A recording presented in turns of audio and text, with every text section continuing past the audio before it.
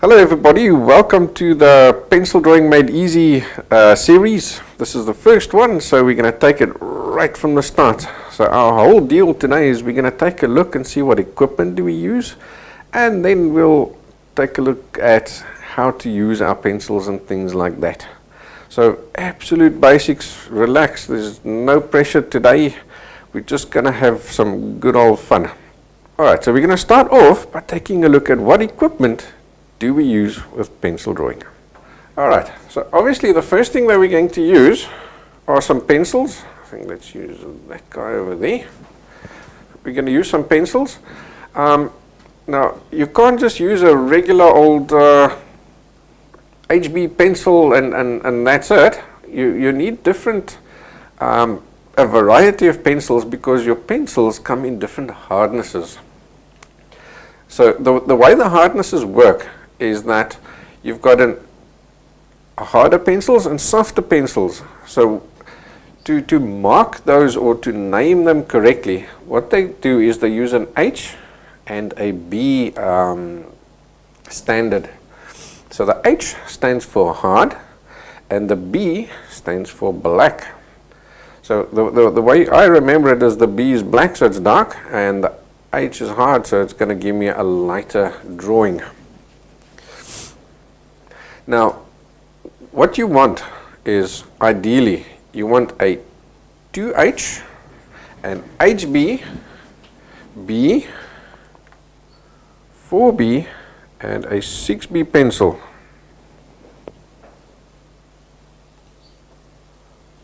Like that. 2H, you can still have an H in between, and then an HB, B, 2B, 4B, and a 6B. And here you can also get a feel for how they go lighter and darker. So in other words, when we're drawing with pencil, we never press hard, or we very, very seldom press hard. The only time you press hard is when you're using a 4B, a 6B, or even you can go all the way up to an 8B is the darkest pencil that you get. That'll be the only time that you press hard.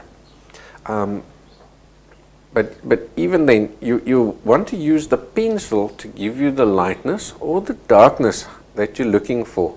So in other words, if I need to draw darker, I'm going to use my 4B pencil. If I want to draw lighter, then I'd rather go all the way down to a 2H pencil before I press hard. Okay, that's really important because the minute you start pressing hard, you can't erase what you've drawn. So that means you can't fix your mistakes. So we don't want to, we always want to be able to fix our mistakes, don't we? So there we go. This set that I've got here is a Faber-Castell set. Graphite sketch set. This is my favorite one. If I had to recommend any pencil drawing set, then it would be this one here. Let me open it and I'll show you what's inside.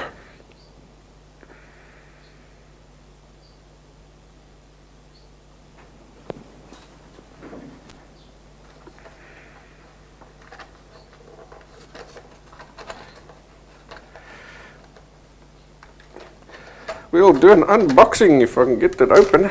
Seems like here's actually where it's supposed to be open there. So let's zip that. And there we go. Now it comes open nice and easy. Alright, so you've got your pencils inside. Then you have got a sharpener.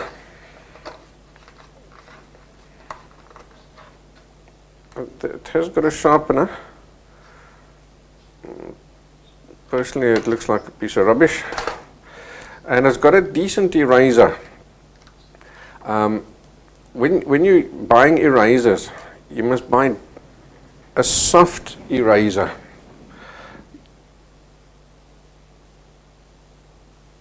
I remember from when I was in school, we used to use these pink erasers, and they were quite abrasive and rough. We can't use them here. We need the soft eraser. So generally they're these white guys. So you get them in different brands as well. This is the Faber-Castell, what's the other one? Just gone out of my head now as well. Staedtler is the other one that's also famous. It's got like a blue label. They're the two main ones. that I would recommend. But generally, any of these erasers, you can just feel it. You know, even through the plastic, you can feel the protective covering. You can feel if it's decent or not. If it's hard, leave it. It's no good for what we want, for what we need it to do. And the reason why it's no good is because it damages the paper when you're erasing. Alright, so next up, I want to show you another set of pencils that I found, which was quite nice as well. Unfortunately, this is not one I can tell you to head out and buy because it's one of our local art suppliers. He's had this packaged up himself, but it's got a lovely range in it from 2H. Then there's an F pencil. I'll never ever in my life use an F pencil. It's sort of in between an HB and H. So for all practical purposes, from my experience, it's as good as an HB pencil. So it's if you've got an F and you haven't got an HB, just you use them interchangeably. Or if your set like this has got an F in it and you run out of an HB pencil, just zip the F is good enough. And it's got the 2, 4, 6 and an 8B in it. So this was a lovely set. And then it has a few little charcoal sticks as well. Now the charcoals are really, really dark. And if you ever do use the charcoals, it'll only be for final finishing to get those absolute darkest darks. Alright, it's got some erasers. It's got an eraser. It's got a kneadable eraser. So let me show you what that looks like. That's also really handy. We will be using a kneadable eraser. It comes in a little block like that. And then the kneadable eraser is quite soft. When you take it out, I just roll mine into a ball like this. I'll show you shortly exactly what we do with that. And then it's also got, this one's got 2 sharpeners in it. Now you'll see this one here has got the little metal sharpener, something like this guy. Now these guys tend to be pretty decent, even though they look rubbish. They're not the prettiest eraser or sharpener, should I say, in the shop, but they tend to be nice and sharp and pretty decent. Now whenever I'm buying a sharpener, I'll physically go and take a pencil to the shop and I'll test it. So I'll put my pencil in the shop. I don't care what anybody thinks of me. I'm there to buy a sharpener and I need a decent sharpener. So I'll sharpen it a while like this, because I'll tell you why. These are, I've got myself a dustbin to throw my sharpenings in. These blades here are not always nice and straight, and as you're sharpening they tend to either break off the tip as you go along, or I think let's do that in this case just so that we've got a better background, eh? So it either breaks off the tip or it sharpens its skew. So give yourself a good old sharpener. Make sure you've got a nice, decent, straight-ish tip. If it's got a slight little hook on it, that's not the end of the world. But you just want it to sharpen decent.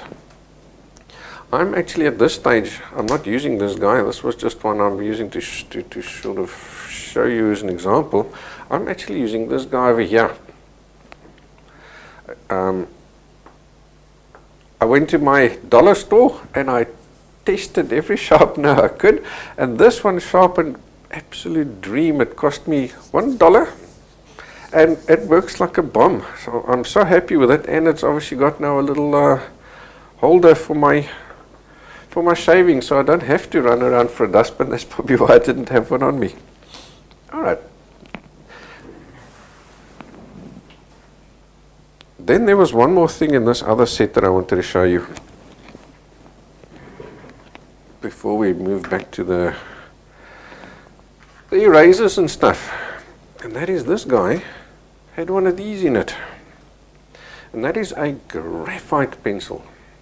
So basically what this is, your pencil itself,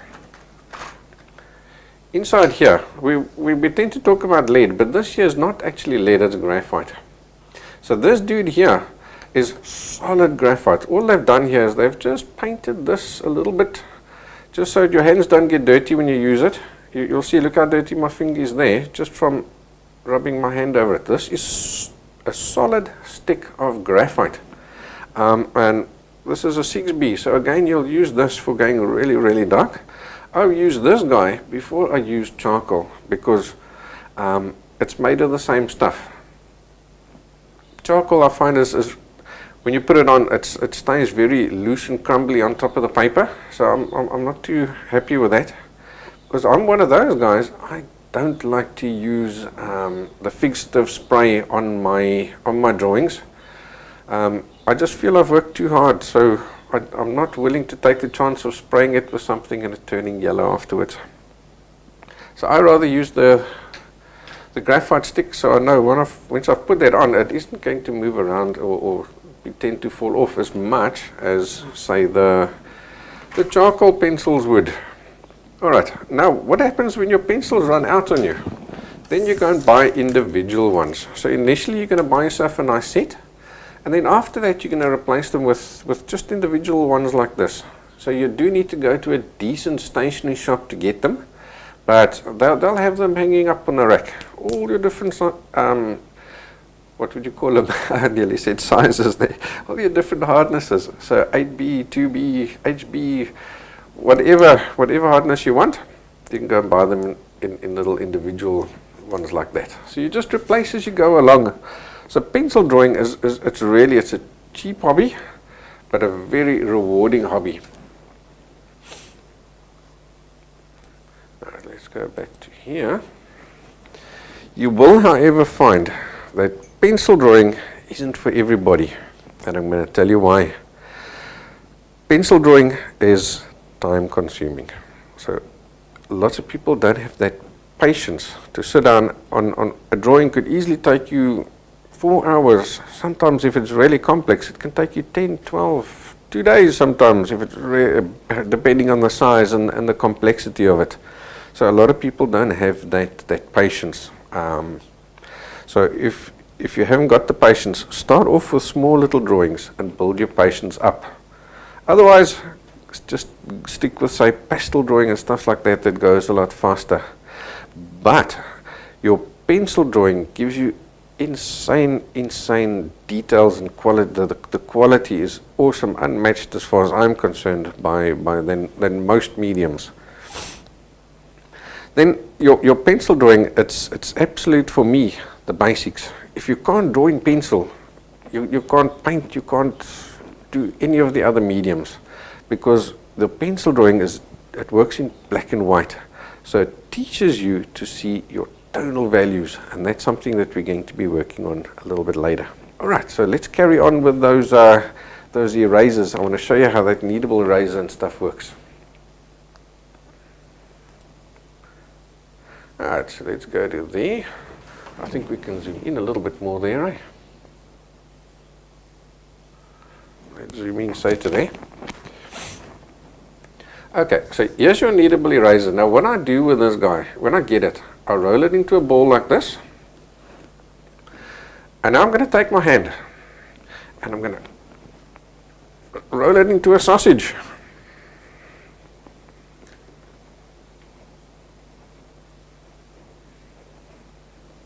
Like that. And this is how I'm going to use mine. Let's just roll it a little bit more. Like that. Alright. Now, when I use this guy, you use this to erase large areas. So let me just grab a pencil over here, and I'm just gonna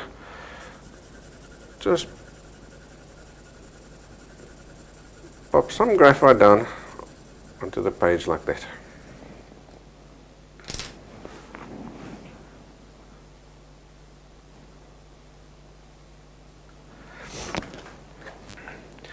What you use your kneadable eraser for is either erasing large areas. So I'll take my whole sausage like this, and I'll rub it over there, and that'll lift out that whole area. Or I'll use it for lightening areas. So I'll take this guy and I'll just give it a once off over there, and you see how now I've suddenly got lighter and lighter. Then you'll also use it, let's get some graphite back down there again. So let's put maybe over there.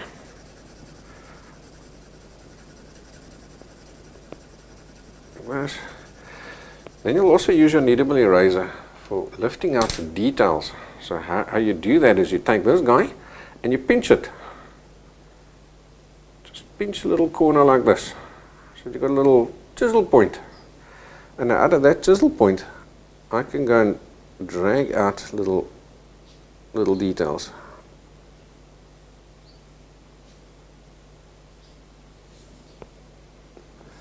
Like that. So that's what we use our kneadable eraser for. Now, as you'll imagine, as you're rolling this guy over the pencil and stuff, he's gradually getting dirtier and dirtier, hey? So once he's dirty, you don't throw him away. What you do is you just pull him a bit, and you can see there's the graphite, and there's the clean eraser. So you fold it, and that's why it's called a kneadable eraser. So now I'm going to knead it a bit. And you can do this quite a few times until eventually it's spotlessly clean again. And now you can use this kneadable eraser for years. What is important though is that you take your eraser when you're not using it and maybe just put it in a little container or something, because you don't want it to dry out, otherwise it forms like a bit of a hard skin on the side. But when you're done kneading him, roll him into a ball and make your sausage again. Simple as that. So once you've got your sausage, and let's say you've now pinched a piece like this, and you've worked, and you find obviously that little chisel point there becomes dirty, so you can't, it's not lifting off anymore. Then you just fold him back, and you make yourself a new chisel point. He's dirty, fold him back, form yourself a new chisel point, and you can turn him around, form yourself a new chisel point. I tend to not do that though. I would first, once this guy, this area here is dirty, because I leave this guy as a round ball, because sometimes you want to just do light little areas, especially when I'm working on faces, you want to just lighten something up. Then this little round back edge over here works quite nice to do that. Okay. Then there's something else that I also use which is similar, but not quite the same. And that is this guy over here. Now, I know you don't get the blue tack in all different countries. In some countries it's called prestic and all sorts of other funny names. What it basically is you use this to hang pictures up. So let me open him up and I'll show you what he looks like. So this is one that I have used, that so this is my drawing one. It comes like this, and then inside here is like little strips of it feels like your kneadable eraser. It's all pliable. So what you would generally do is you would now take this and you cut off a little piece like that. And if you want to put a poster or something on the wall, then you would take this and stick it to the poster and stick that to the wall, and there's your poster all sorted.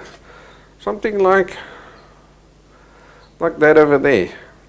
Or what I do is I use it for my paintings on the bottom corner, so you'd hang it up on the hook. Oops. You'd hang it up on the hook, and then you put a little piece of blue tack at the back. But I also use this for drawing. So I'm going to take a strip like this, and I'm going to roll him into a ball like that. Just trying to keep myself clean and organized here at the same time. Alright, let's go back to that camera there again. Alright, so I'm going to roll him into a ball, same as I did with a kneadable eraser. And I'm going to roll him into a sausage. Exactly the same. I'll use him in exactly the same way. Now why on earth do I have this guy and a kneadable eraser? Because you'll find that the blue tack is stickier. It's quite a bit stickier than the blue tack. Than the kneadable eraser. If I hold him, he's not sticky at all.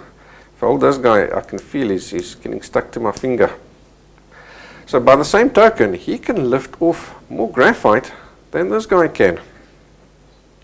So let's put the blue tack one side, and I'm going to roll my kneadable eraser over here.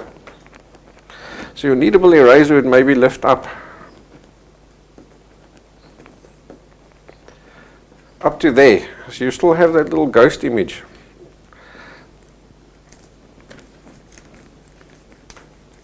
And now I'm going to use my blue tack. And it's going to lift out even more.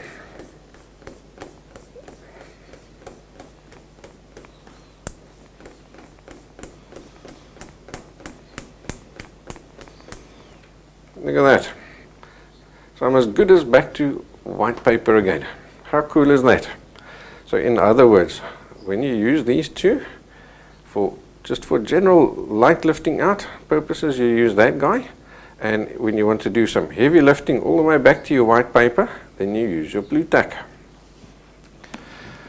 Okie dokie, what else have I got here that's cool that I use? The next thing I use is earbuds or Q-tips. So what you would use that guy for is just for smudging and stuff.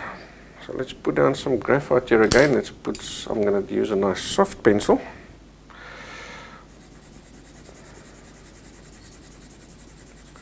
So let's say you've got something like this, and now you just want to blend in a small little area. Then you can use your Q-tip. So that will allow you to work in a small, because you usually blend with your finger, right? But sometimes your fingers are too big.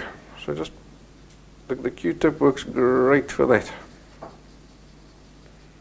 And sometimes I'll even pick up some graphite, and then I can do a little bit of small blending like that. Obviously I don't have enough loose graphite down there, but that's what I use my Q-tip for. Then I've also got two more pencils. Now these two you don't need initially, but they are nice to have, and you'll usually find you have at least one lying around the house, and that's mechanical pencils. So let's get a nice clean area for that guy. So that's our mechanical pencils. Now why on earth do I have two? I use the one that's got an HB lead in it, or sometimes I'll even put a 2H lead in it, and then the other one I'll put a darker, like a B or a 2B lead in it. So I've got a light one and a dark one. So the light one you can use for just fine construction work and things like that, and you'll see that I've got them with different little ends over there. So the lighter color is my lighter one, and the darker one is my darker or the softer pencil, and that's how I remember. So then I'd use the darker one also again for fine details and stuff, because they've got such a super fine tip like that. It allows me to do lots of lovely, absolute detail work like eyelashes and things like that. Okay, then I have as well. Right, this here was just to show you what the refills look like that you buy for them. Then I have a steel ruler. So I use this for I like to use the steel ruler. Now that one I use for cutting and things like that. Then I also use a plastic ruler as well. So here I'll look like that. And why I have two different ones is this guy is nice for cutting. I'm not going to damage him when I'm cutting. The plastic one is great for I'm just want to draw lines and things while I'm busy drawing. Because his sheath is transparent, it allows me to line up my ruler exactly where I want it. So if I want to draw a line next to that one, I can now see through there and I can draw my line perfectly. Okay. So there's my two rulers. Okay, Okay, then I use bristle brushes as well to do blending. So this here is a big 1.5 inch pastry brush. So I use him for doing blending, and I use the smaller painting bristle brushes as well. That's all for blending. And then the next one I use is a very soft, super soft mob brush like that. So if I flip over to that camera, you can see the whole view of it like this. These hairs over here, they're not bristles, they're hairs. They are really soft. I tell you, it's like a makeup brush. It's really, really, really soft. So what I use this for is, if you've been drawing, let's say you're drawing over, got a nice big area that you're drawing, and you've got some loose graphite over there, and you want to get rid of it. So then you can use this guy to very lightly just flick it away, out of the way, and then you'd blow, go, and off goes your graphite. So then you keep everything nice and neat. And then, obviously, we need paper to draw on, don't we? Okay, so there's a few different types of papers you can use. Here in the class you'll generally find that I use standard typing paper. So this is your photocopy paper that you'd use in the office or around the house. I use this. Now when I do use this, because it's quite thin, I'll use a few sheets on top of each other like that. Because when you've got like a table like this that's got some grain to it, if I just use one sheet, then you'll find this kind of a thing happens. Let's get ourselves a pencil here.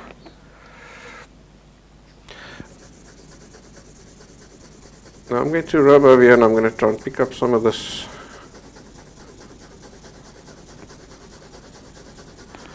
Let's see if I can show you the texture.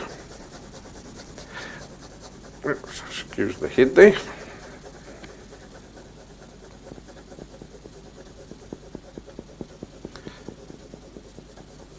Yeah, it's coming. I'm seeing it.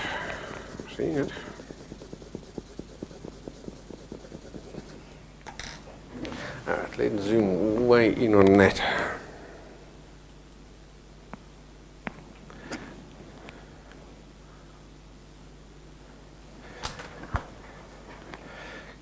Can you see these lines and goodies over here?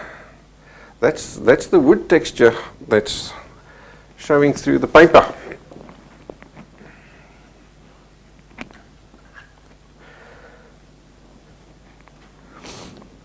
I see some guys are saying that the blue tack is called Tiki Tack in Canada. Yeah, you get all sorts of different brand names. Alright, so now I'm taking my pile of paper. So it's at least 5 or 6 sheets underneath there. So what that does is it gives a little bit of spring to this paper. So now check the difference.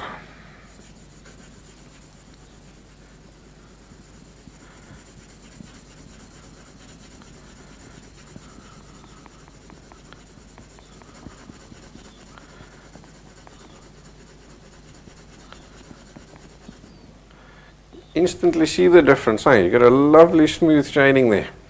So it's not always a bad thing. Sometimes you want a little bit of texture, so then draw on the kitchen table.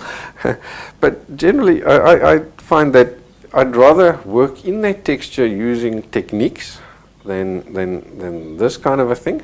But if you do want this effect, then go for it, just leave it like that. Otherwise, put your paper underneath, and that gives you nice smooth shadings. Okay, then there's another type of paper that you can use, and that is a big drawing book or a drawing pad which looks like that. So you get them in different brands. Now these guys have obviously got a lot thicker paper as well. So this one I've got over here is a drawing book. It's an A3 size. Now your standard copy paper is 80 grams, and your drawing paper is 100 grams. Now you can get it 100 grams, 120 grams, 180 grams, and so on. So you'll find that the paper is a lot thicker, and you can get it with different textures as well. So that's great. So when you're drawing on this, same as the table texture, you can get different textures by buying different types of papers as well. All right, so before we get going, no, wait. I've got one more thing that I need to show you as far as the equipment is concerned. That is how I work with my pencils. I've taken a piece of wood. Let's see. So I've taken a piece of wood and I've drilled holes in it. And then I've cut those holes, cut it through the holes in half like that. So I've got slots in it like this. So what I do is I always keep my pencils nice and organized, because there's nothing for me more frustrating than looking for your pencils. So I keep them arranged from hard through to soft. So you've got 2H, HB. Okay, you can have a B in between. B, 2B, 4B, 6B, and 8B. So what I do with these guys is I put my 2B, or 2H, H, HB, B, 2B, 4B, 6B. So now when I'm looking for a pencil, or when I'm working with a pencil, I take it and I put him back. If I need to go darker, I know I need to go to the right hand side. If you need to go lighter, I know I need to go lower to the left hand side. Does that make sense? So let's zoom out again and you can see what it looks like from a distance. And now what I do because my table is quite smooth, so what I do to stop the pencils rolling around like this eventually, I would take one of these little non-slip mats. Again, the cheapest chips here by the dollar store, and you do that. So now when you put your pencil down, he stays exactly where you've put him. So you can work like this quite fast, and it's super handy, and it costs you nothing to make that.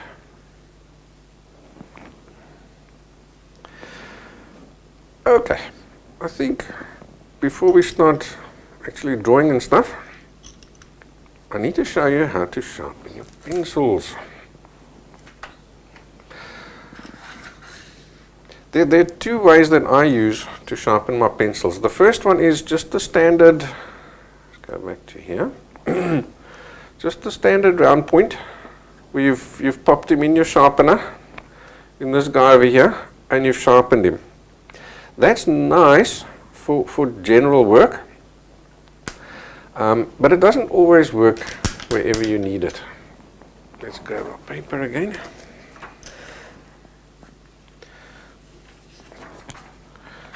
That sheet is all dirty now. What's nice about the flat point is, let's grab say a 2B and let's give him a quick sharpen. Let's make sure he's nice and got a nice point. That's nice because you've got the sharp tip. You can do nice detail work, and if you turn him on his side, you can do nice shading work as well. The problem with this guy is this tip gets blunt, so if you need to do lots of detail work, you've got a bit of a problem. So there's two ways to overcome that.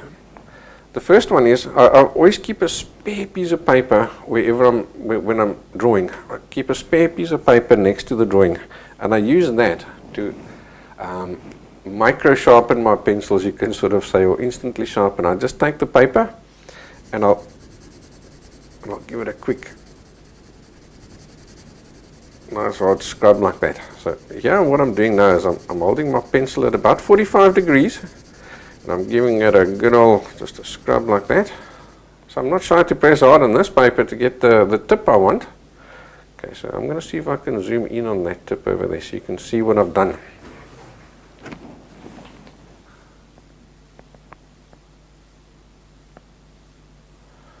So I call this tip my round flat.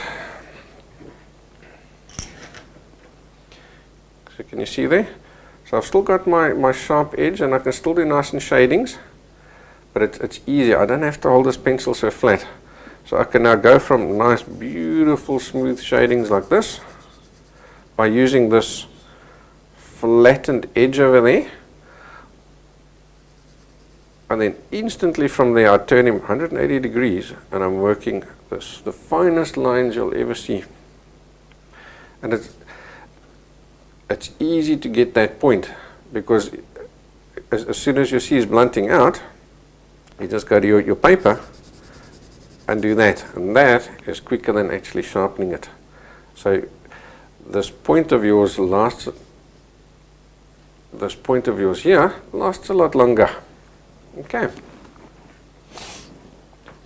Then I have a second point that I do, and that's called a chisel point. And a chisel point looks like this. So I'm going to use a knife to cut out and shape this point. And this is when I want to do lots and lots and lots of drawing work with a fine point. Or I need to do very large areas of flat shadings. Then the chisel point works well. Because I hold him almost 100% flat against the paper. And give me really, see how quickly I can shade a ginormous area like that? Let's move him out the way. And I can now, with this chisel point, I can do fine lines like this the whole day. So for example, if I'm doing hairs and things, I can do hairs the whole day with my chisel point, which is something you cannot do. It's impossible with your round point. You're going to have to end up sharpening your pencil every 5 minutes. Alright, so let me show you how I make this chisel point. So zoom out a bit here again. Yeah, that should be about enough.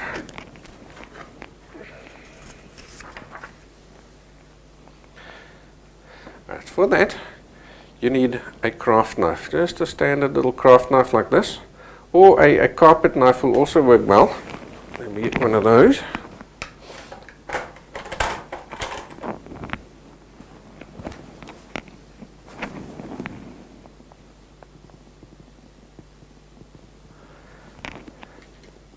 One of those guys, a carpet knife. If you're not confident, I suggest you use the carpet knife because the craft knife, it does, because it's got a thinner blade, it does tend to be a little bit bendy. Because obviously you don't want to cut yourself in the process. So I'm going to show you the way to sharpen your pencil so that there's almost zero chance that you'll ever cut yourself. So what you do, I'll use the carpet knife, and let's grab a pencil, just a standard pencil, maybe, yeah, I'll just take that one. So it's just a standard sharpened pencil. So the first thing I do is I get rid of that point over there. You can break it off, or you can cut it off. You don't need it. You want a flat point over there. Okay. Now what you do is you open your knife. So you got a decent length of blade, not too long, just enough. It must still be sturdy. It mustn't become all floppy like this. Alright, so you hold that. I'm right-handed, so I'm going to hold the pencil in my left hand, and I'm going to control the knife with my right hand. Now see how I'm holding this knife? So I'm holding it between my 4 fingers on the one side and my thumb on the other side, and that allows me to tilt this knife like this. So I'm controlling the angle that I'm cutting at, and that's all this hand is ever going to do, is going to control the angle that I'm cutting at. My left hand that's holding the pencil is going to do all the cutting itself. It's going to apply the pressure, and I'm going to apply that pressure with my thumb. So you'll hold the pencil or the knife against the pencil like this, and now with your thumb you're going to push.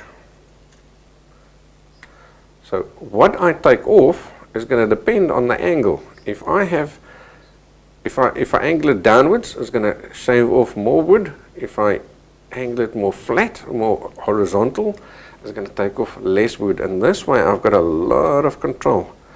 So I'm going to start off on the one side, and I'm going to shave off a nice long length of the wood.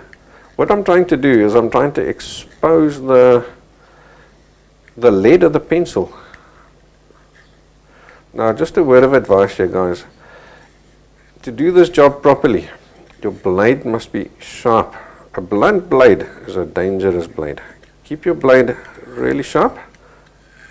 Rather pop in a new blade if you feel it's not cutting nicely. Alright, so you see what's happened? I've started off at quite an angle, and then I've leveled it off along the length of the graphite over there. Now I'm going to turn him over 180 degrees. So my flat side is pointing towards the paper now, and I'm going to do the same on the opposite side.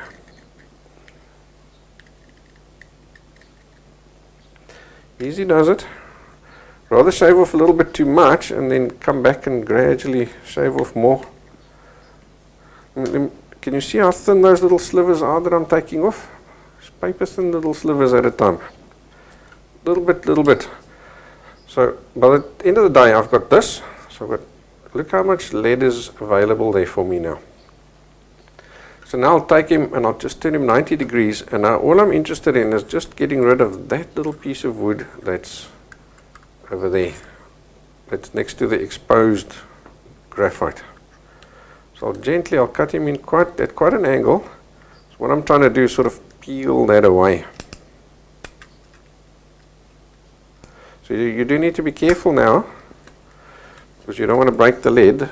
Your lead is, especially with the Bs and 2Bs and 4Bs, that lead is really soft. So just gently peel that off, just to expose that lead there now. Do the same on the other side.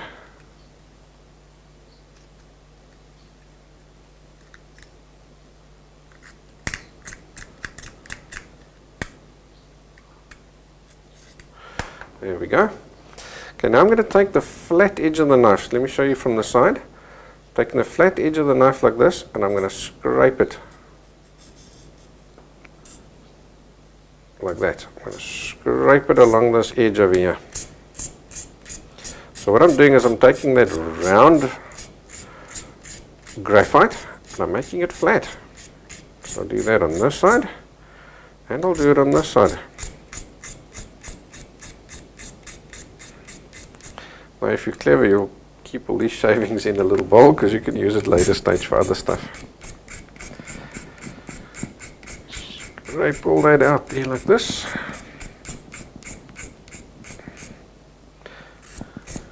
Now you see I'm keeping my finger underneath this to give it strength. You don't want to press hard, you want to let the knife do its work. I'm not pressing hard at all.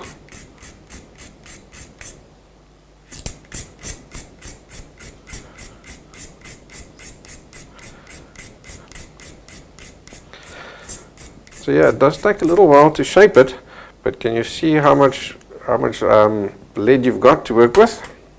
So then in the end of the day, what I'll do is I'll just this side, that side, to really sharpen that initial tip, and that just gets you going. And then I'll often also just hold this guy at 45 degrees like that on the tip and flatten him out like this. Let's zoom in there again.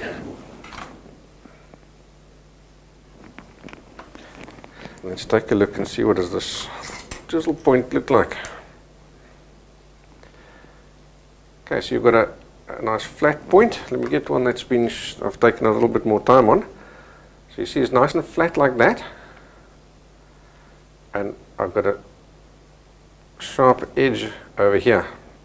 So let's just turn him at 45 degrees and flatten that off to get him perfect again. There we go. So there's my chisel edge. You see how nice and sharp he is? Look at that. So I can draw hairs and things the whole day. So now, to save myself the effort of having to sharpen my pencils every 2 minutes into the different shapes, because I think you can see, you can appreciate that making the chisel points does take a while. It's a little time consuming. So what I do is that guy, he's all dirty. I have 2 sets of pencils. These guys here are my round points.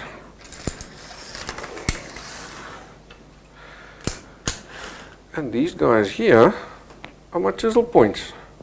Now you'll see what I've done is I'm clever as well. I keep them at 2 different colors, or 2 different brands of pencils. So I always know that those guys are my chisel points, and I know these guys are my round points. I don't need to look at the point. Just by seeing the color, I know what point I've got. And because they're on that little stand, I also instantly know how hard they are. Is it a dark pencil or a light pencil? And that's the way I work quickly and efficiently with my pencils. Alright guys, if there are any questions, just pop them in the chat box. I am checking it all the way through.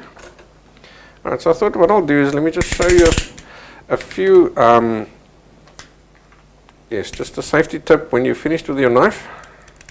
Close it. Accidents happen so quickly, so always safety first.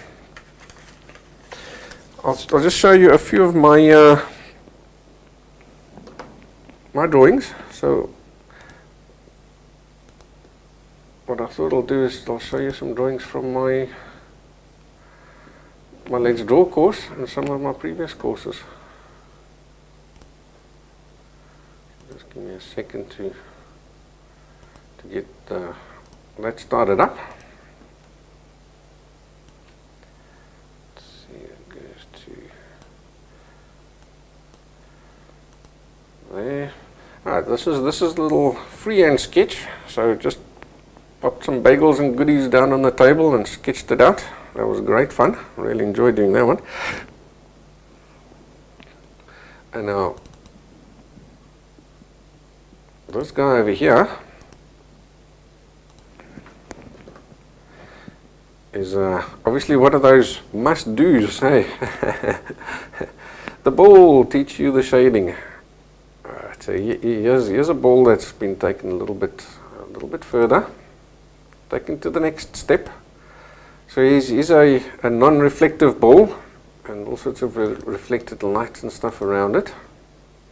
Same with this guy. This is a full-on reflective ball. I think it was like a Christmas decoration or something like that. Then let's take a look here. We've got some shaded berries.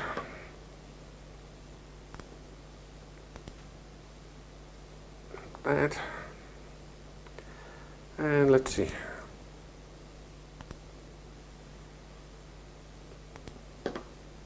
Here's a horse. Now can you see the lovely details and stuff that we can get in our pencil drawing? And I think this horse took about an hour or 2 to draw, if I remember correctly. So this is all from one of my previous courses. Let's see, what else can I show you? Here's a little teddy bear. So he's done with cross-hatching. So there's all sorts of techniques that you can use as well. So it's not just all shadings. All sorts of different techniques. Cross-hatching is one of them. And this is one of those quick drawing techniques. Let's see, here's a fish. So he's now been done with a different technique. This technique is called scumbling. This is the kind of technique that you'd use when you're chatting to somebody on the telephone and they're talking rubbish. The scumbling technique is a nice little a quick technique to draw something without taking too much time. Let's see, here's another one that's also been drawn outside. So I've got this wheelbarrow in my garden. So I just sat down on a chair and I drew him out, probably a half an hour or so, maybe 45 minutes max to draw that guy. And then here's one that my father drew. Dennis, also outdoors. So we went out to one of our regional parks. And that's what he drew. Lovely, eh? Alright, so let's see, what else can I show you?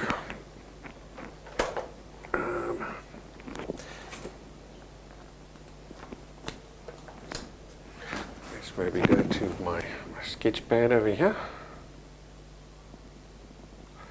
Like that. Okay, so there's just that guy again. There's the original of that guy. So yeah, is just a little, what would you call it? Just a little test sketch. Before I did the full sketch, I just did this guy over here. Again, it was just I set this stuff up on a table, and I sat back and I drew it. It's actually for one of the tutorials on our website. And then there's the final drawing. So after I was happy with the planning, then I sat down and I spent a bit more time and I drew this guy. Again, it's also maybe 2 hours worth of drawing, maybe a little bit longer.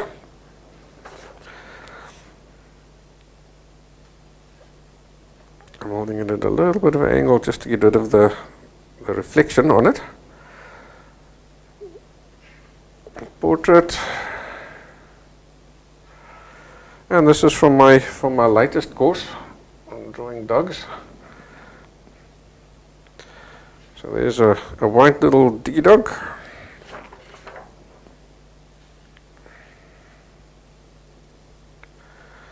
And that dude over there. And that guy over there. Oh, and I see somebody speaking of coffee on the chat box, which has reminded me that I also have a coffee waiting for me. Oh, that's great. Alrighty. So you've now heard me talking for an hour. I think it's time we start using our pencils, don't you agree?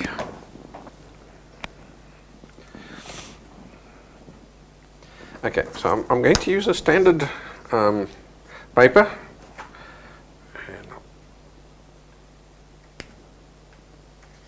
put a few sheets down for my backing.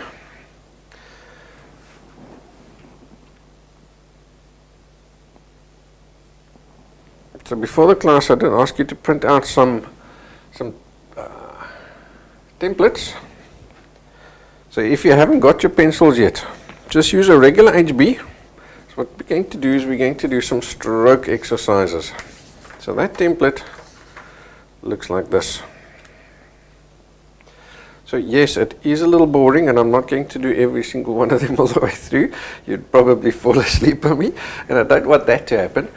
But this is so super important, because you need to learn control over your pencil. Without control over your pencil, you've wasted your time.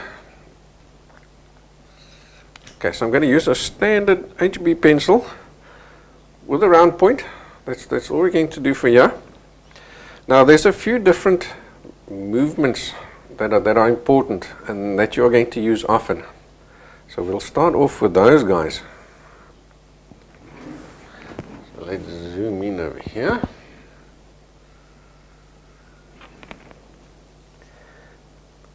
That should be good there. Alright, so the first one is point. In other words, when you draw a line, now I'm just going to start off at that angle, it doesn't matter, it's irrelevant. You're going to start off by the one side of the block, and at that angle just draw your line and stop in a point. So where the end of the line ends, it ends nice and sharp like that, just a little point. So what you're doing with these blocks is you're going to draw these guys at the same angle as what the arrow shows you. You're going to fill it up like this. Now what you're trying to do is keep these lines equidistant, parallel, and straight. Now the way you do that is start from your initial one and judge the distance from your first line. So your second and your subsequent line, you keep judging from the same one. You judge your angle and your distance from those first two lines that you've drawn.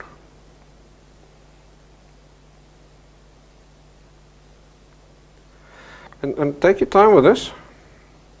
Now you'll find as you're drawing, your pencil gradually becomes, with the round point, gradually becomes blunter and blunter and blunter. So because what's happening, same as what we did to make the flat round point, it's blunting off this piece over here. So to keep your pencil sharp is every few strokes, give it a quarter turn like that. And look what happens. I've got a nice lovely sharp line again.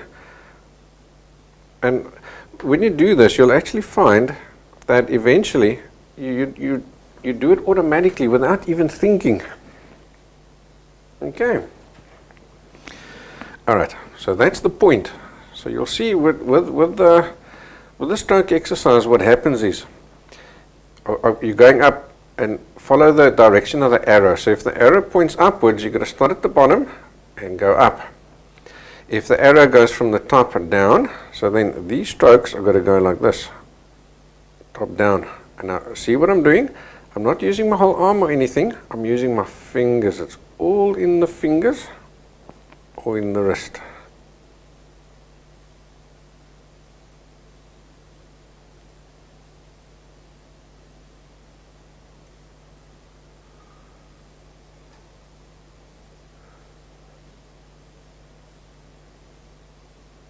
I hope you're not like me and you hold your breath every time you draw a line like that.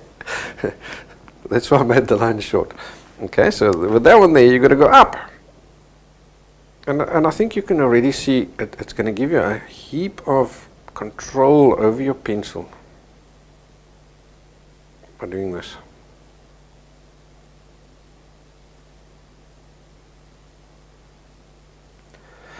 This guy goes like this.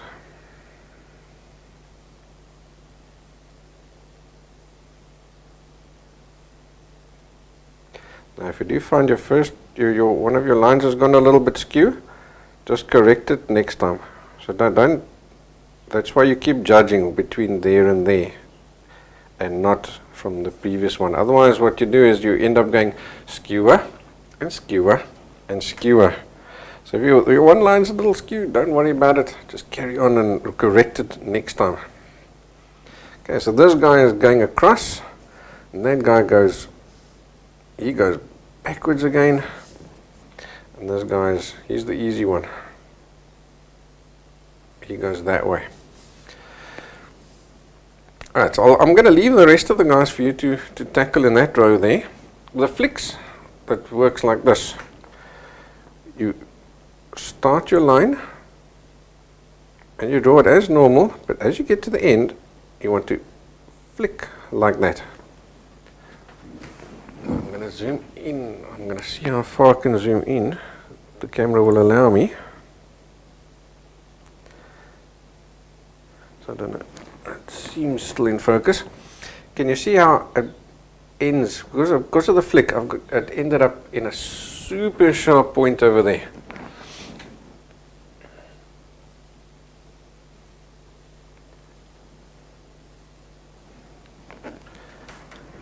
Now that flick, you want it to end, it mustn't end, let's say there's your line, it mustn't end in a curl like this or like that. It must end in a straight flick, so it must continue the line like that. Okay. So let's do that. Alright, so this one's quite far apart. Because I started just there in the corner to get a starting point. And when you flick it, you want that tiniest little point to end sort of just before the line over there. Takes quite a bit of practice doing this. If you don't end perfectly on that line, don't panic too much. It's more about getting that little flick straight. That's the most important thing of it.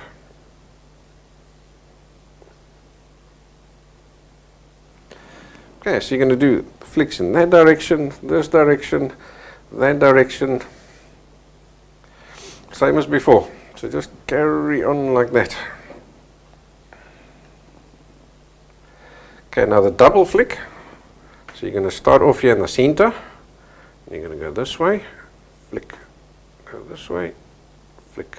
So again, you want this here to be nice and straight, and you want that there, those flicks to be nice and straight as well.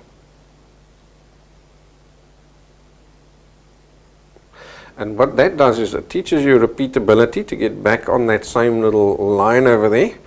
So that if you may be drawing something, then you can go over the same line and make it look like one solid line. And then flicking again, it's just more practice with the flicks. So that's this way, up and down, left and right, same as before. But then we start giving it a little bit of a twist over here. See, so now things start getting a little bit more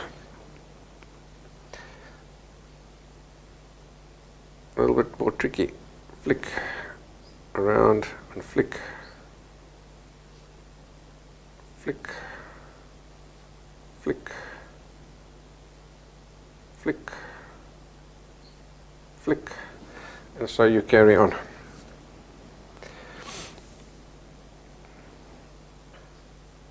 So this one here is similar. Up and flick, up and flick. These ones go down, down, and flick, down, flick. Okay, cross hatching. The cross hatching one, you're going to just draw parallel lines like this. So you don't need to flick or anything. It's just about getting those lines parallel. And just do a point edge over there. So I'll do this one whole block for you quickly. So I'm working quite quickly because I don't want to waste too much time on this. Okay, and now you do in the opposite direction again. Because later on as we go along, we're going to be using this to draw, you know, like that teddy bear that we saw. This just gives you a feel for that. You notice I'm turning my pencil every now and again.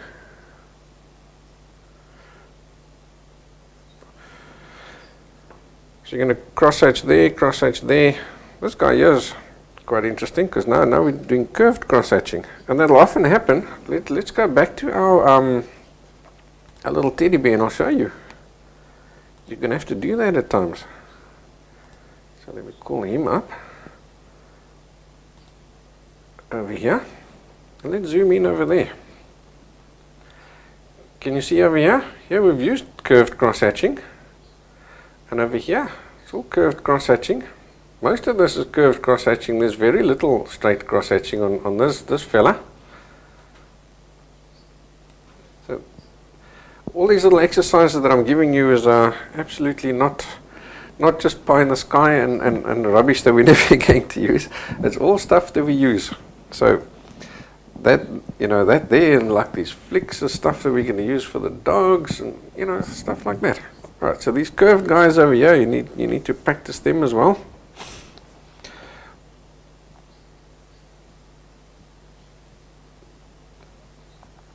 It's not so difficult.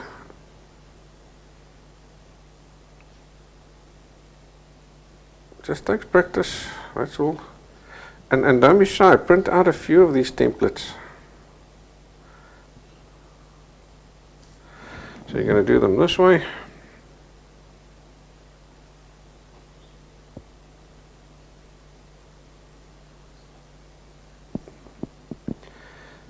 These guys go that way.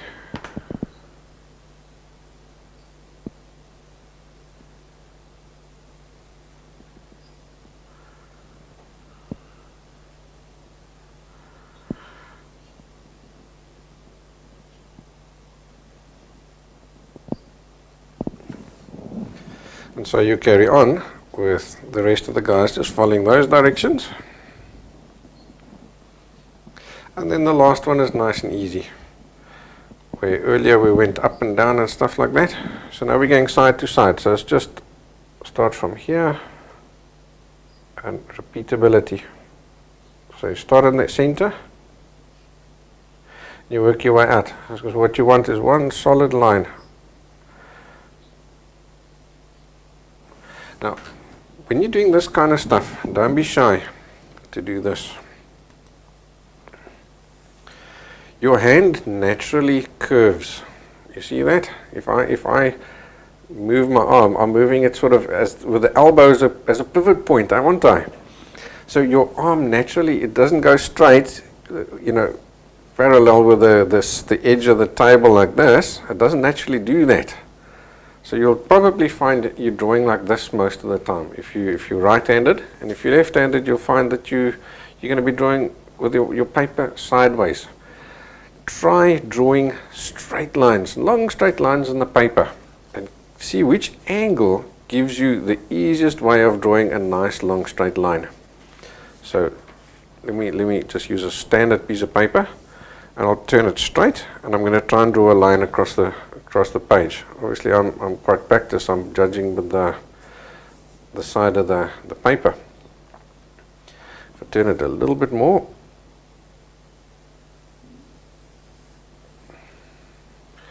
a little bit more,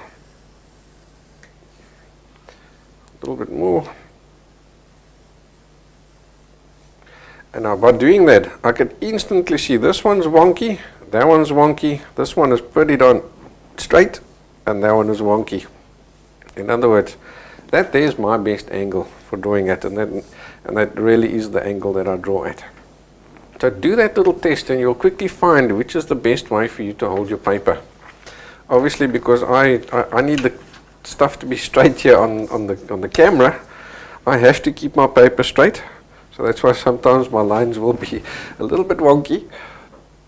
But you'll forgive me. I know you will. Alright. So let's see, we were on that last line over there, eh? So like I said, it's all about that repeatability. That's what this whole exercise is for.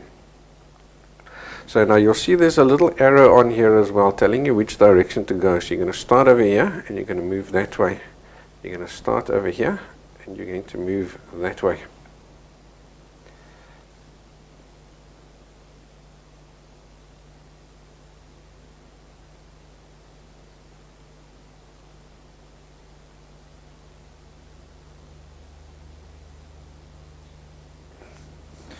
So that's what you want to do. In the end of the day, it must look like you've drawn one solid line. It mustn't be it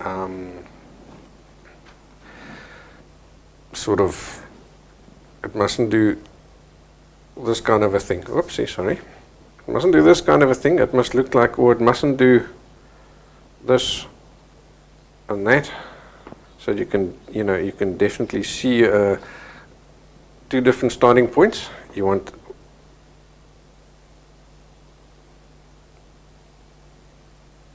and you can do it this way as well.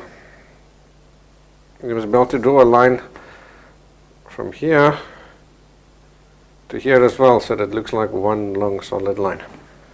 Okay.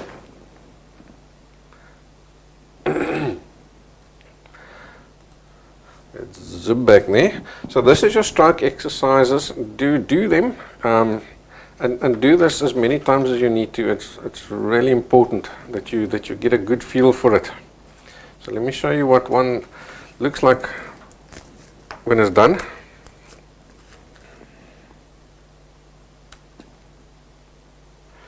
Okay, I see on here I actually did it differently. I'm going to zoom to maybe there. Flip that over to there. See, here's one that's been drawn. Obviously, I've been able to take my time with the paper at the right angle and everything. There we go. So can you see how nice and neat and parallel the lines are? Keep it like that. So yes, some of them are easier than others. But the more you practice, the easier it gets. Right, so this one, yeah, I see, was actually the idea was that you'd hold your pencil flatter and do shadings like that. So you're going to do it in one long single continuous movement like that. That's fine, you can do that. Maybe with the one, do the other one side to side like that. Both of them are excellent exercises. I think this one here is actually a better exercise than that guy there, eh? Okay.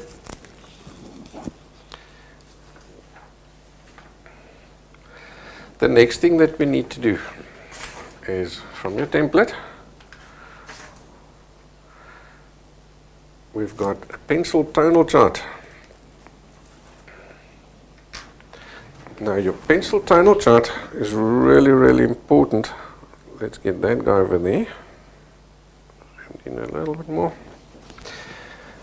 Because this teaches you control over your pencil. Remember earlier we mentioned about your pencil drawing being all about control. You need to know which pencil to use when and so on. So that's what the pencil tonal chart teaches you. Then once your tonal chart's finished, you're actually going to use it later on as reference to tell you when to draw what, or when to use which pencil.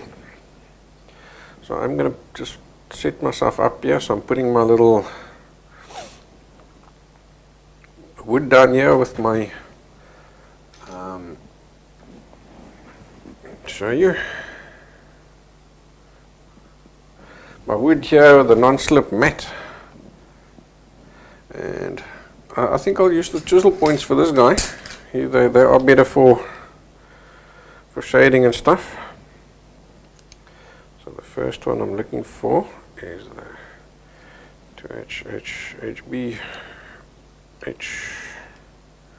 But you can use a plain point as well, that's fine, doesn't matter.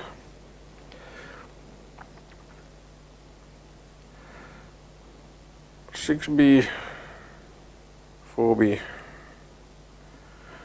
and 2B, and there's my B. I've only got six slots there. Alright, so let's head back to the tonal chart. So now as I need, I'll just grab the correct pencil from the correct place, because I now already know where each one is.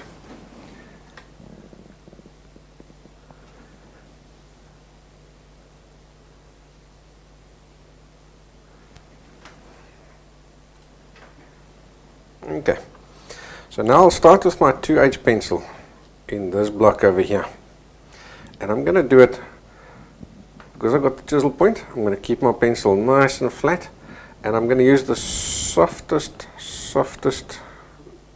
pressure. So you'll see I'll hold my pencil way at the back, and I'm going to hold it really light, and I'm just going to do this. In the end of the day, let me show you what it's going to look like. This is now a printed version of it, but this is what it's going to look like. We want to go from really light, darker, darker, darker, darker. Then we're going to have smaller divisions. In the end of the day, we're going to have a nice continuous shading like that.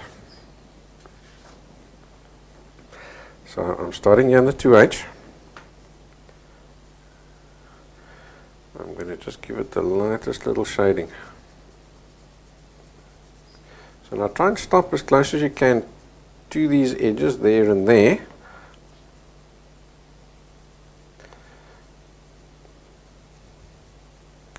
It's not a crisis if you don't, but it's better if you do, because it's helping to teach you control over your pencil.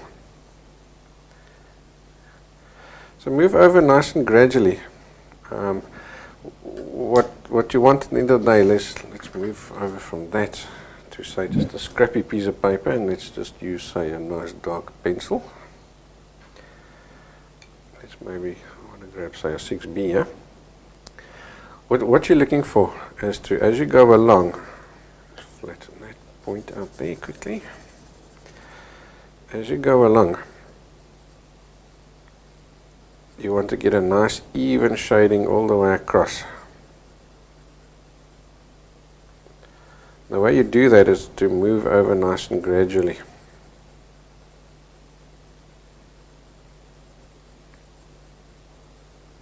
Like that.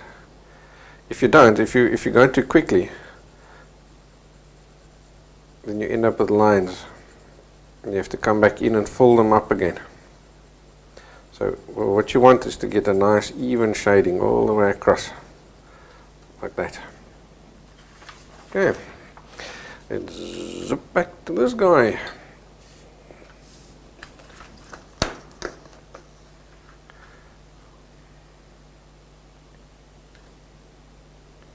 Go back to the 2H.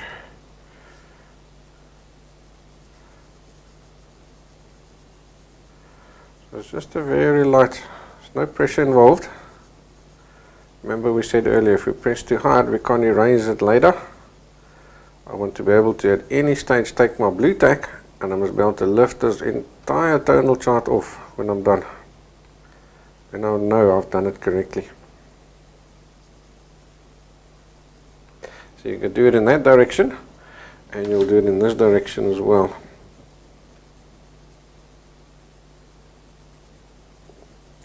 Just to make sure you're getting yourself a nice, perfectly even coloring over that. Okay, so can you see there's a little bit of a difference between there and the paper, and it's a nice even color.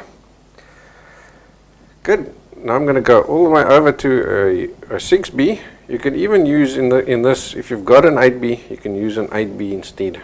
That's fine. So now we're going to do the same thing over here. Now because we're going dark, you will find that you will have to press hard. So with your darkest darks, you'll end up pressing harder. The lighter you go, the softer you're pressing. So I'm just going to get myself an initial layer down there like this.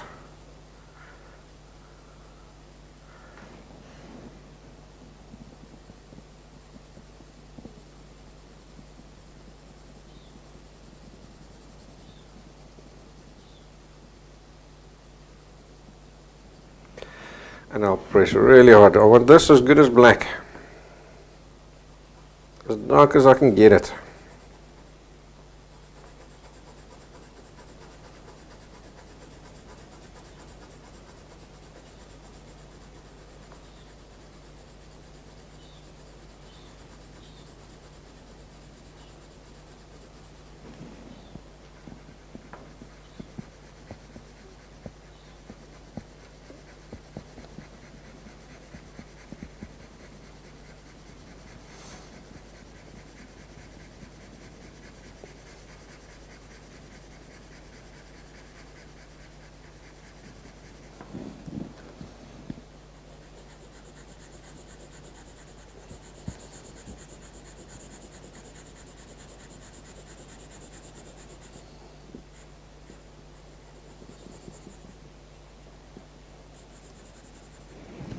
Like that. Now I'm going to move over to my B and I'm going to judge as best I can an in-between tonal value.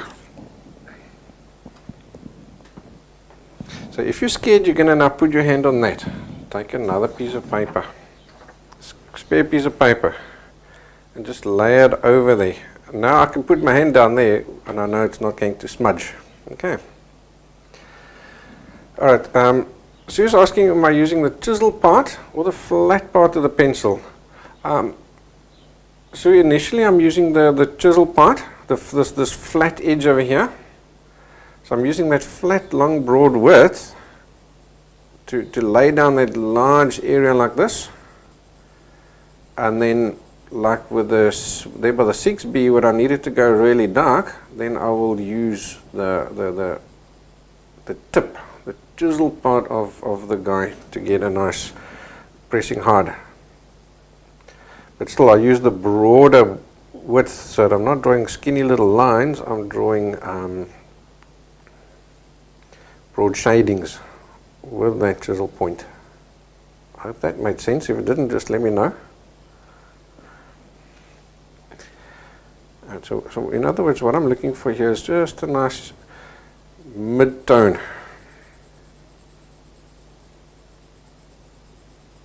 So just judge him in the center as best you can. You'll often find that the tonal chart, as you're working, you will come back and you'll fine tune and adjust your tonal values, and that's fine. That's fine.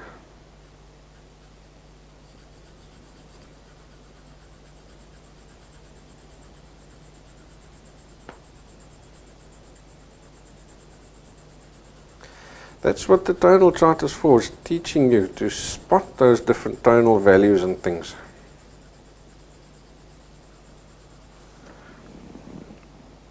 You see, so I was initially using that flat point, and now look what's happening. I'm using the broad width of that chisel point over here now. Because now I'm having to press a little bit harder.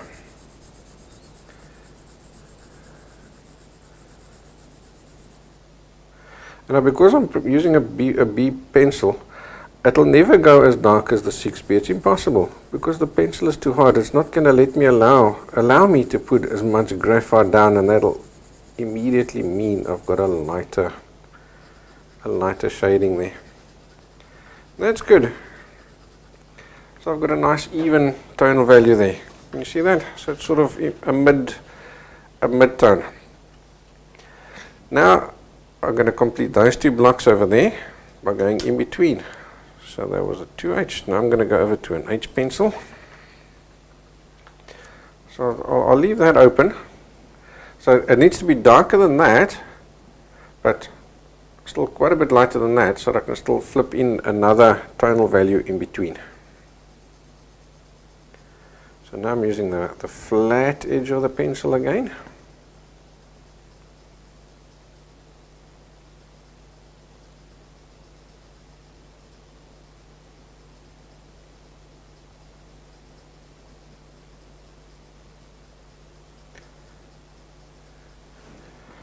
Just to lay down that initial. So now I'm judging it from the 2H and my B. So it's got to be darker than the 2H.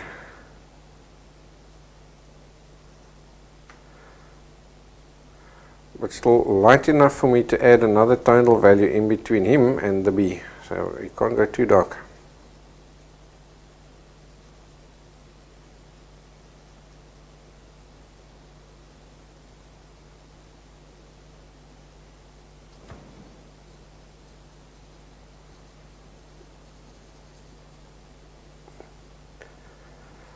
I think that's probably about as dark as we need to go on that guy. Okay, now I'm going to go over to the HB. Let's see, I haven't made him into a chisel point yet, so let's just use another HB.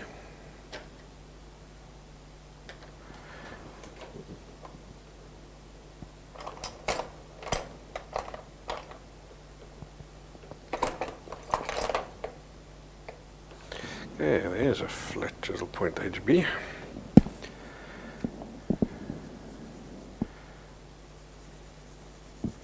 So we pop him in.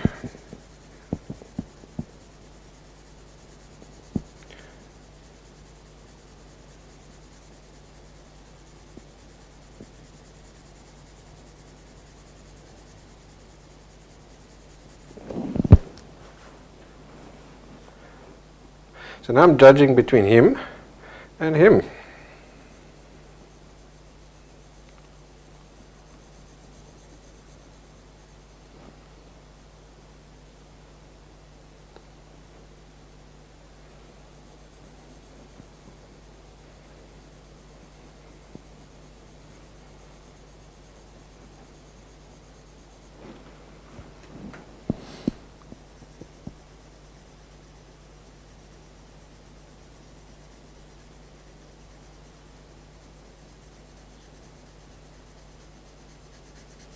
Oops.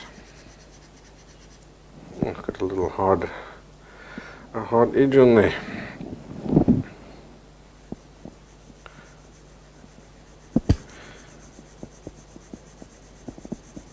And that suddenly gave me that line there. You'll find that some pencils, the quality of the pencil isn't as good as others, and that's generally why I suggest the Faber-Castell, because it gives me a good quality pencil.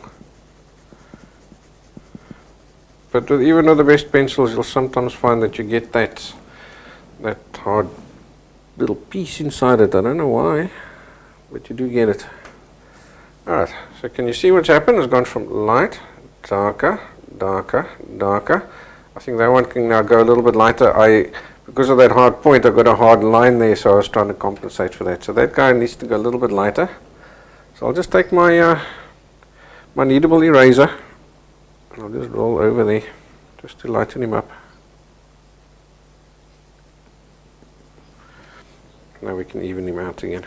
Don't be shy to do that.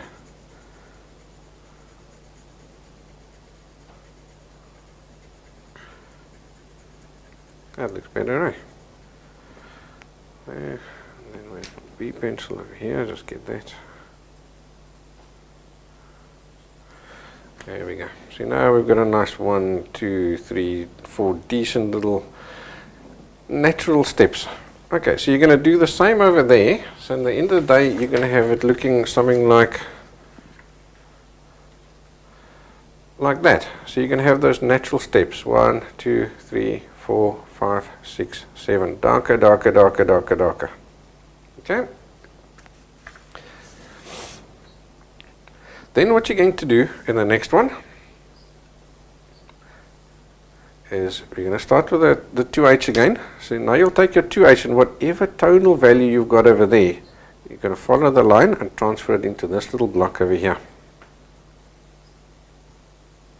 So it's quite a bit of a process, but we're gradually building ourselves up to that nice continuous shading. So we're going to pop him in over there.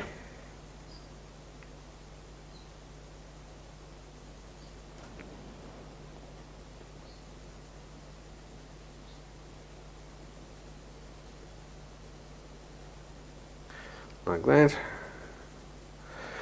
And now this guy over here needs to go a little bit lighter, so I'm going to really just whisper that one in.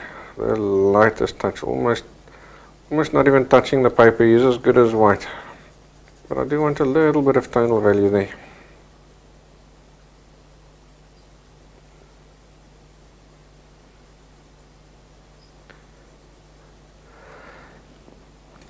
Okay, with the next one, now you're going to take your H, follow the arrow down, and transfer that same tonal value into here.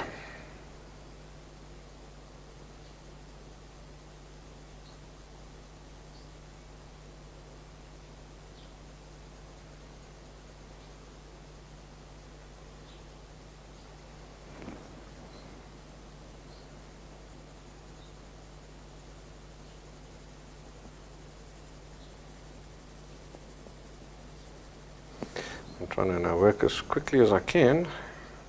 You take your time. Okay, and now the one next to it needs to go lighter, in between him and in between him. So can you see what's happening now? You're starting to learn how to judge your tonal values. You're training your eye to see these tonal values now.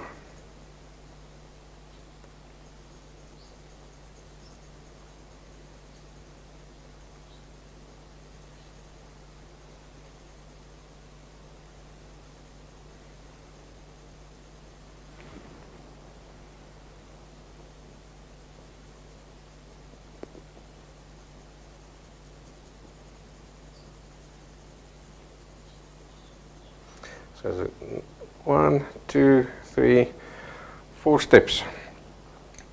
And that's what you're going to do. So you're going to do the same thing with the HB, and you're going to do the same thing with the B. So HB, a little lighter, B, a little lighter, and so you carry on until in the end of the day you've got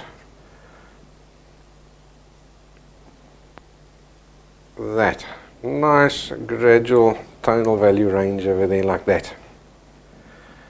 Okay, and then finally you're going to take all these tonal values and put them down in your last block like this,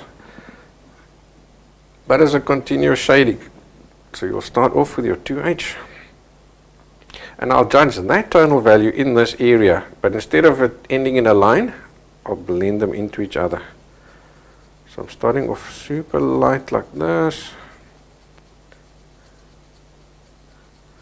and now as I move across, I'm going to gradually start pressing a little bit harder. So by the time I get to here, I end up basically at that tonal value there. Almost that tonal value.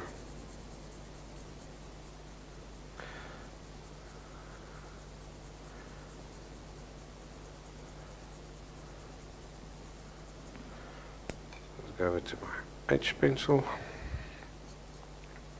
So now the H pencil, I'm going really light because I need that tonal value over there.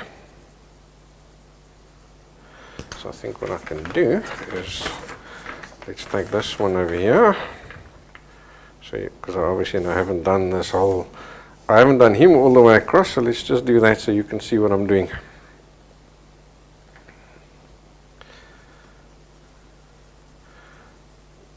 That's gradually pressing harder and harder.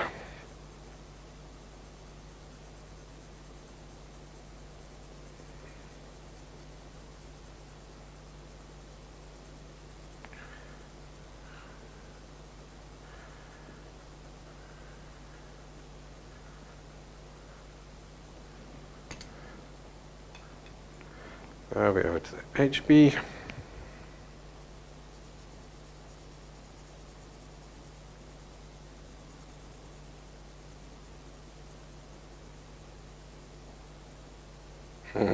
Susan says there's good homework assignments. Susan, yeah, it is. It really does feel like work.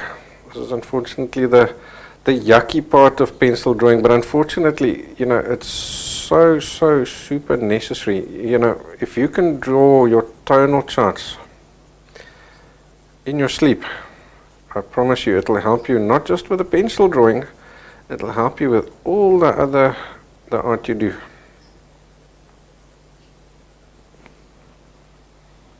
Okay, now we go to the B pencil.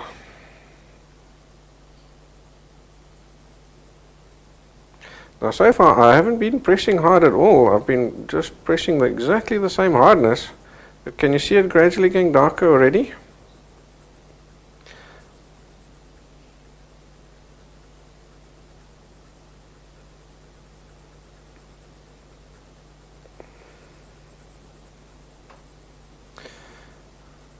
So I do press a little bit harder as I get to the darker edge.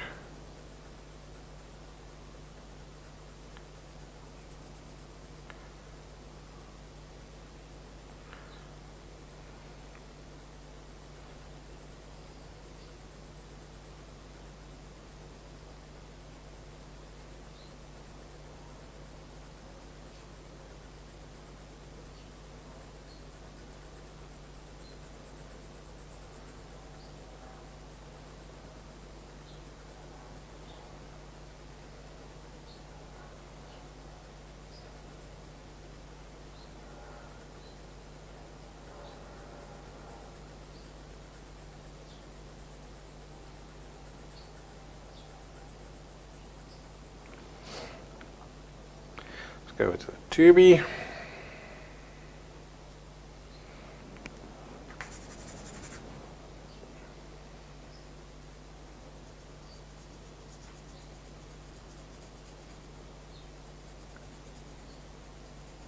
So when I get to here, what I'm doing is I'm first matching my previous tonal value, and then I know from there I can go darker.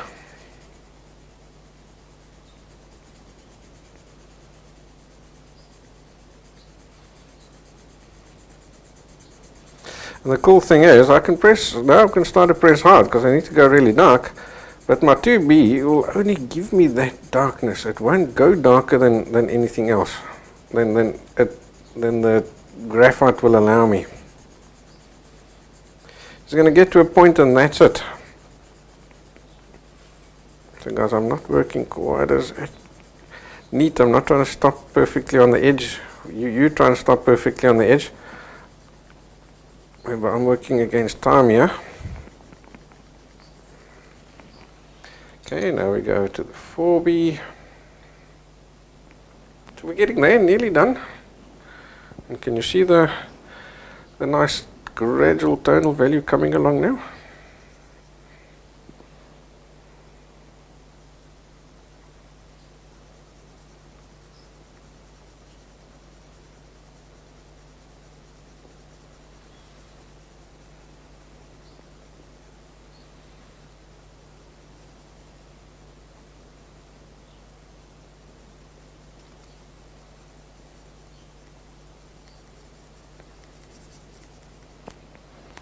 Alright, so now we're getting dark, so now we need to start pressing quite hard.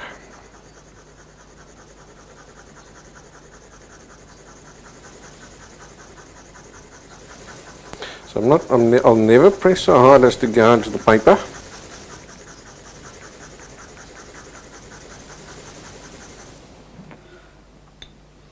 It's about as dark as the 4B is going to go.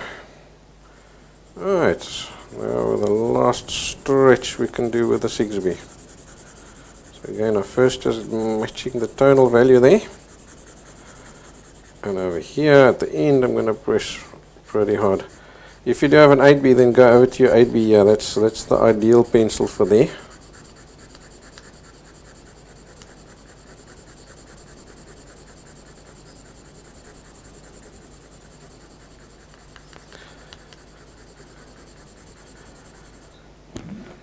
You don't have to press so hard.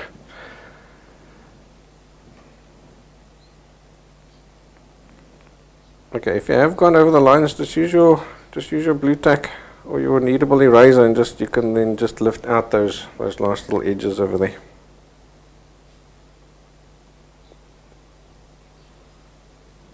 Just to neaten it up.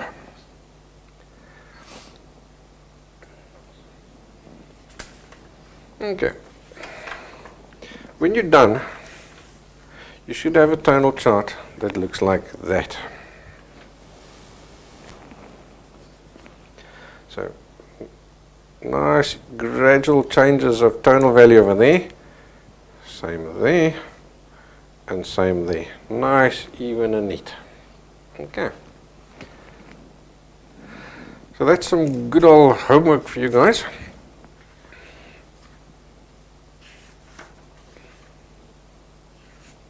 Now let's take all that and put it into practice. And we draw our obligatory shaded ball, eh? Okay, so you start off, whenever you're doing anything, you start off with your 2H pencil. And what that's going to do is going to give you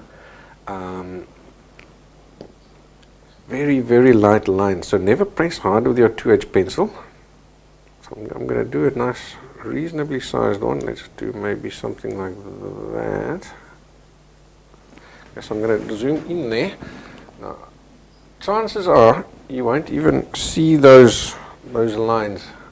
So I'll just do that too, so I know where to zoom in, because I can't see those lines myself when I stand up. They are so light. So now I'm just going to draw a basic shape of a ball. So it'll obviously start off wonky. It won't be perfect. There's so many mad people can draw a perfect ball, a perfect circle, freehand like this. The rest of us, we have to build it. So I'm going to just try and get it as good as I can, just with these initial construction lines.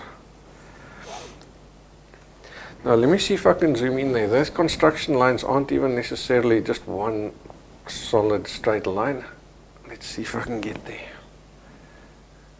I know it's super light, but can you see there's actually quite a few lines on top of each other over there. It doesn't matter, because we're working with the 2H pencil. It's so light that by the time we're done, I can even erase those guys and you won't see them, but chances are I'll never erase them because they'll simply be gone. Alright, so what I'm going to do is I'm going to say my light is coming from that direction over there. So sort of slightly from the front, but more from the left. So in other words, if I have, let's see what we can do to make this. Let's use a B pencil. I'm just going to draw a circle like that, and I've got my light coming from this direction, sort of straight from the front. So my highlight is going to be roughly at that area over here. So here it's going to be lightest, and as I go, that direction is going to go darker and darker. So we're going to start off light over here, and then we go darker and darker and darker until eventually over here we're like really, really dark. And then he's going to cast a shadow over there, like something like that. So that's where we're heading towards. Obviously, we want him nice and smooth, eh? So we start off with a 2H, and that gives us a nice light construction work.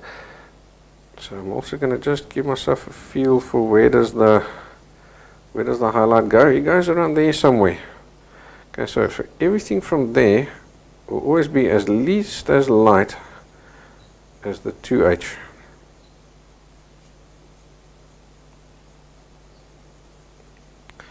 So I'm going to start putting him in.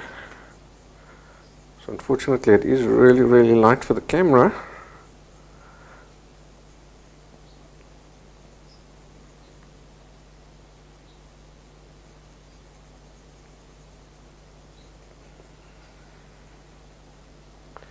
Yeah, you can see a little bit of tonal value happening there.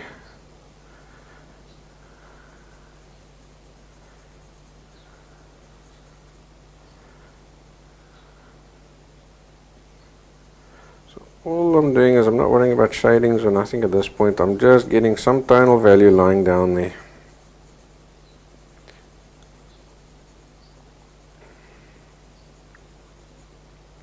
Okay, so from there we gradually go darker. So I'm going to now use my H pencil, and I'll start too far out and work your way back in. So now as I go along, so I'm basically on the edge of the circle. So now as I go along my construction lines, I'm using them to get my ball a bit more accurate. I should have enough now to judge.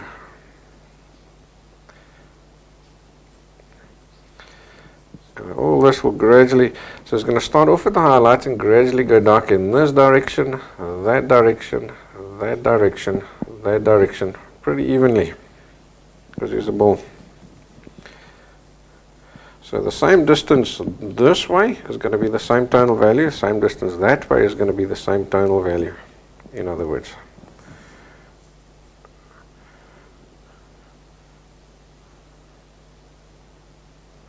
I am using a chisel point over here.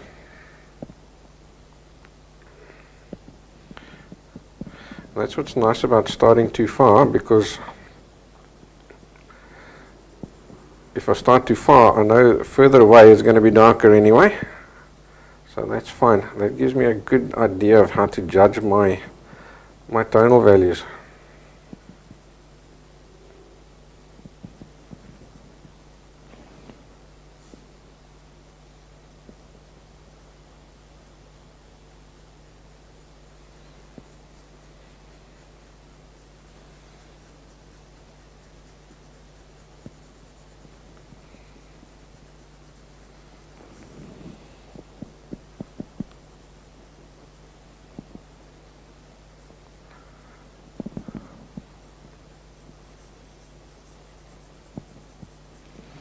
Okay, let's go to an HB.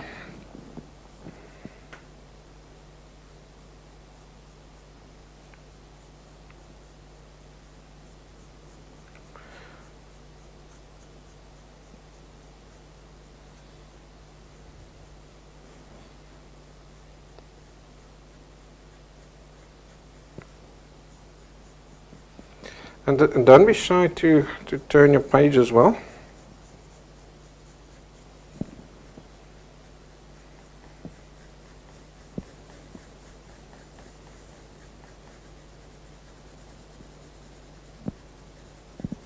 It's quite acceptable to turn your page.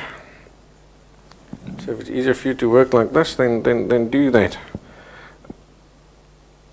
Remember, it's because of the way your wrist action and your hand action and your arm action works.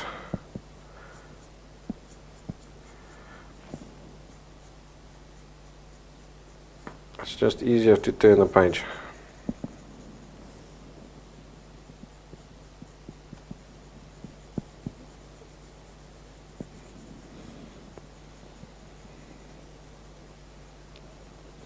So again, I'm working really quickly because we are working against the clock. You take your time.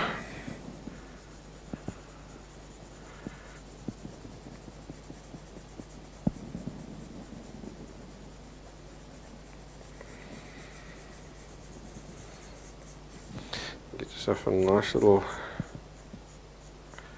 neat ball.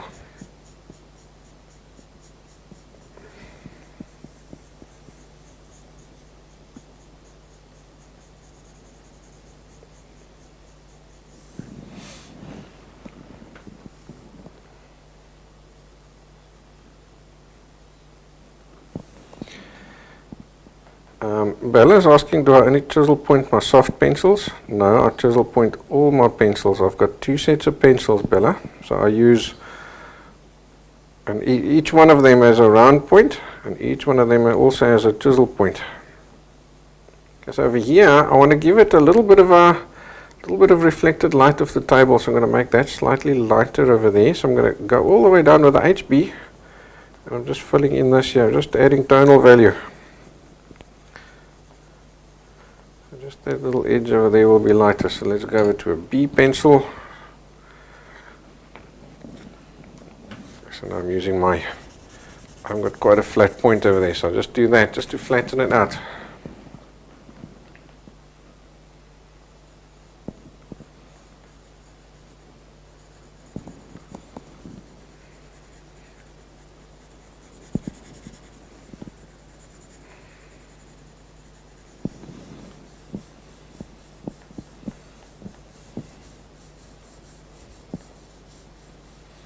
Try and work as far as you can in the correct directions.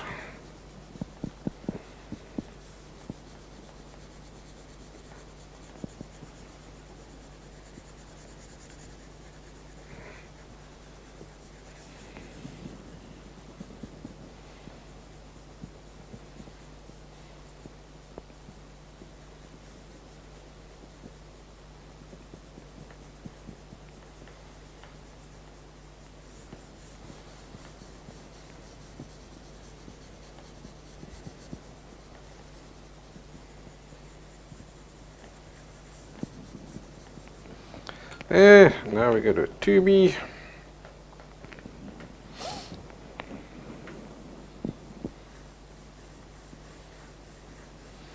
So this area here is starting to get quite far away from the light.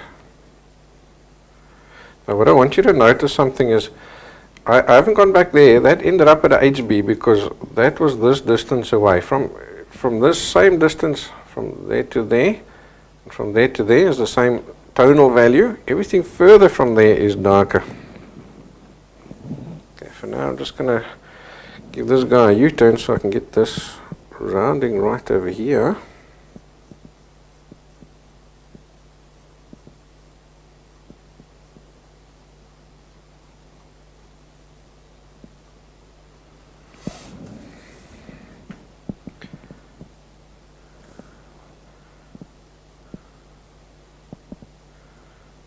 Gradually fine-tuning him better and better.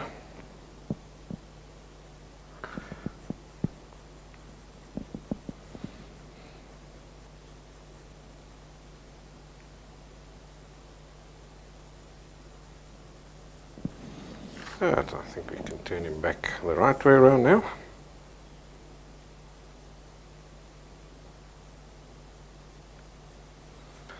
And now we can start adding fuller contrast in here.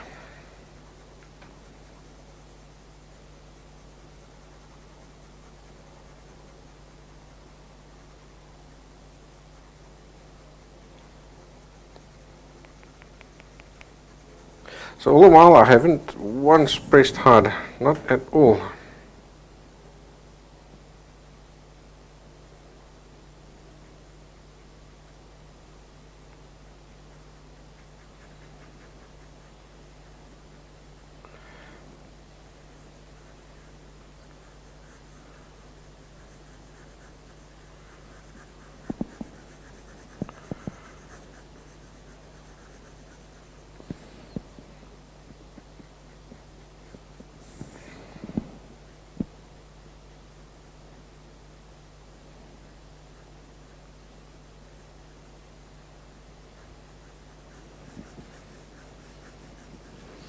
Okay, now we'll go to 6B. And this should now give us our final darks.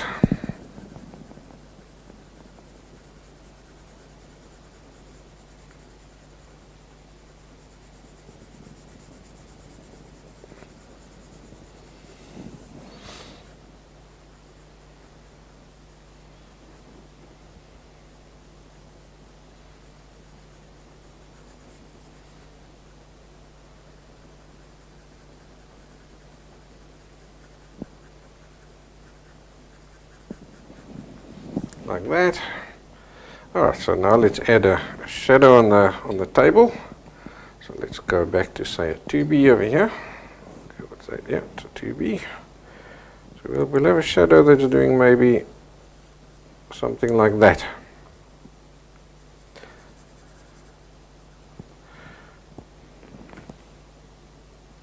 So what a shadow does is right up against the object, it's dark. And then the further away it goes, the lighter it gets. So I start with say the 2B, and I'll go to say an H pencil for that last little bit of a edging over there.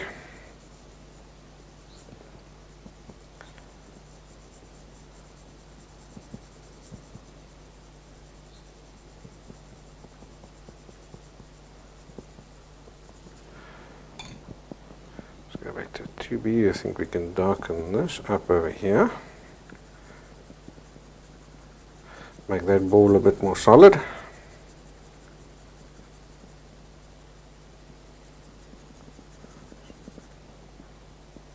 Same over there. Right up against the ball. Okay, back to a 6B now. And now we can add extra darkness of the 6B on the ball itself.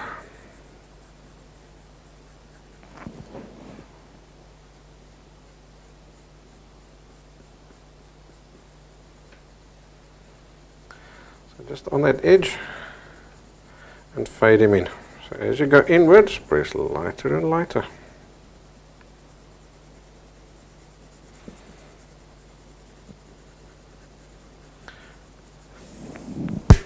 Okay, now you see I've just left that little patch of just a shade lighter there on that edge, and that's just giving me, it's not very much lighter, but it's just giving me a little bit of reflected light, a feeling of reflected light over there. It's bounced up off the table.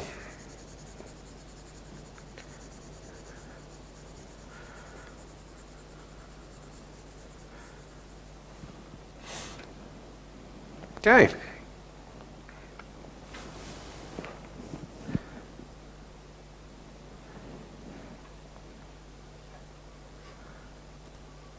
Let's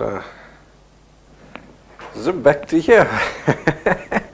Alright, I'm sure your brain must be buzzing now because I've shoved so much information into your head today. But it's absolutely super critical information. Watch this video over and over and over again until it sinks in and it makes sense, and do those exercises. You'll be so glad you did. When it comes to the next classes, I promise you. And then please post your drawings and your exercises on the forum so that we can take a look at it. And if you've got any hassles, go and ask me questions. That's what the forum's there for. Okay guys, I hope you've enjoyed your class today. Next week we're going to take what we've learned today and we're going to build on it. We're going to go even a step further. I hope you have a wonderful week. See you later.